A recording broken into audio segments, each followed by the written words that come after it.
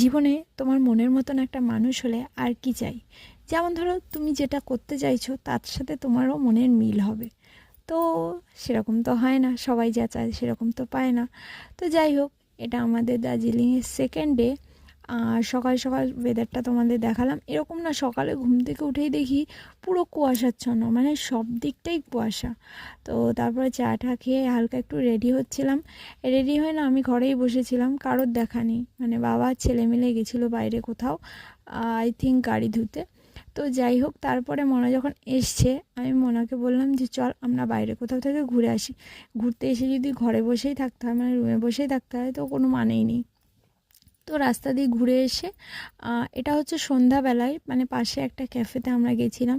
খুব সুন্দর ক্যাফেটা, দেখেছো? খুব সুন্দর। তো এই ক্যাফেটাতে আমরা বসেছিলাম কিছুক্ষণ, বসে থেকে এই যে এই ফ্রেঞ্চ ফ্রাইগুলো আর এই কফিটা আমার খাওয়ার একটু ইচ্ছা ছিল, তো সেটাই। যদিও বা এটা একদমই ভালো টেস্টি ছিল না আর দামটা অনেকটাই বেশি। তারপরে আমরা রাস্তায় একটু ঘোরাফেরা করে, আর ওখানে একটা জিনিস দেখলাম, মানে সন্ধ্যার মধ্যে, সন্ধ্যা কি মানে বিকালের মধ্যে সব কিছু অল টোটাল বন্ধ হয়ে যায়, খালি খাবারের দোকানগুলো একটু খোলা থাকে। তো আমি ভেজ থালিটা নিয়েছি, যেহেতু আমি মাটন টাটন খাই না আর চিকেনটা অতটা ভালো লাগছিলো না বলে ভেজ থালিটাই নিয়েছি, ব্যাস। আর এটা পরদিন সকালবেলা আমরা একটু ঘুরতে বেরিয়েছিলাম, আশেপাশে একটু ঘুরছিলাম। তো আমরা মিরিকেই ছিলাম প্রায় 2 দিন।